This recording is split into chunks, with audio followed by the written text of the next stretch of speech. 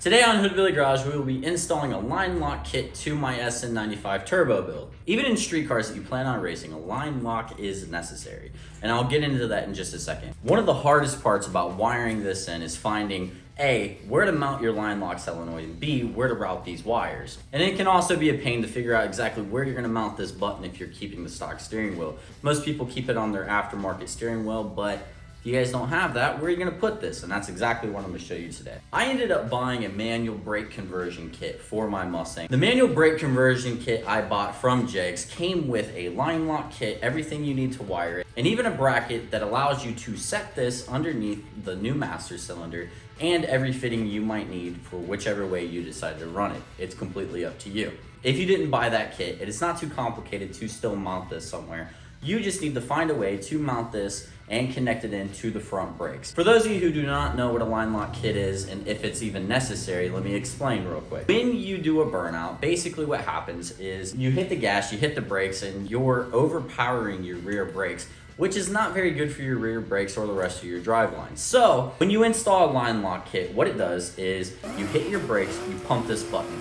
It locks the front brakes in place, allowing your rear brakes to move freely. That way you can do a big smoky burnout, get those tires hot, put some rubber on the ground so that you can lay a phenomenal pass. Now let me show you an overviewed process of where exactly we are going to be running these wires. Lucky enough for me, my line lock is close enough to my firewall that I can take the wires, run them down through here, put them through an existing hole I have at my firewall, into the cab through there. Then I'm going to bridge the power from my new fuse box, run it over to here, to there.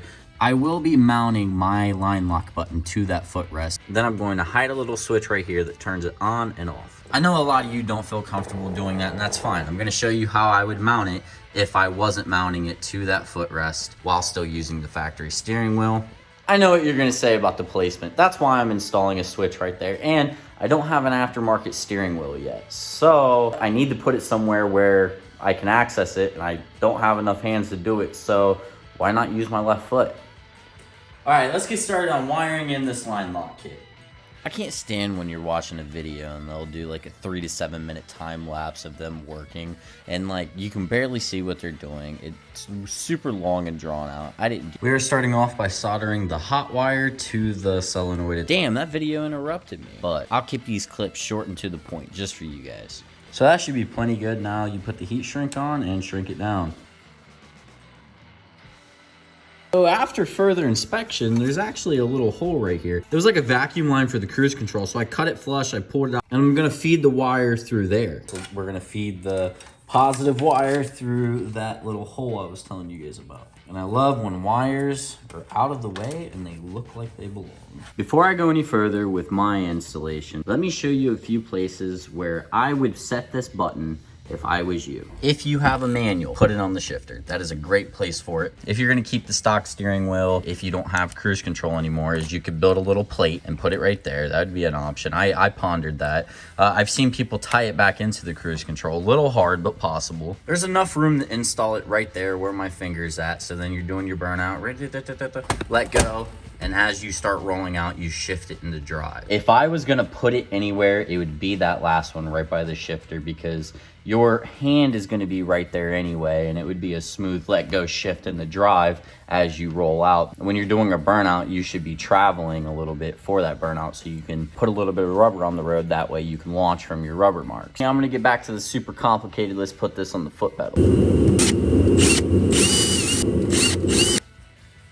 We need to make it a little bit bigger. Oh, look at that. That's beautiful right there. Just like the old Ford high beams, baby. I just installed 2 quick disconnects. If there's any issues down the line, we can just disconnect it quickly. And now I'm going to mount the hot side of the solenoid to this positive cable right here.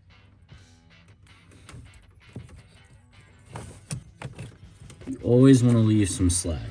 Now we got this portion installed. Now I need to install a switch and run it to the fuse box. I'm going to tuck that slack, but we want to leave slack for now. Now I'm going to be running this wire through here, up to here, around to here, and there's this little faceplate that goes here. It goes something like that, and I'm going to install the button somewhere in this location. So we've got the button installed. We have it running up to this switch. I have that tied together. I'll show you in a second. Running down around to my new fuse box where we have it tied in right there. And before we go any further, we're going to test to make sure this is working.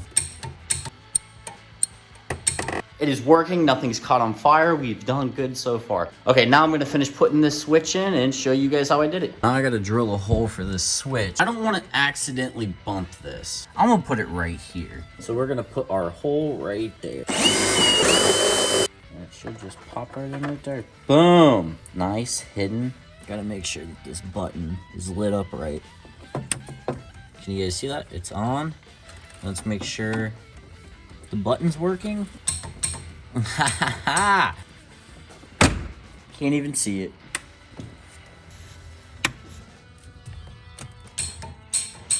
I absolutely love it. It's like one of those old Ford high beams. Dude, that is so cool. This is the best decision I've made on this car. Now that's one more thing we can cross off the to-do list.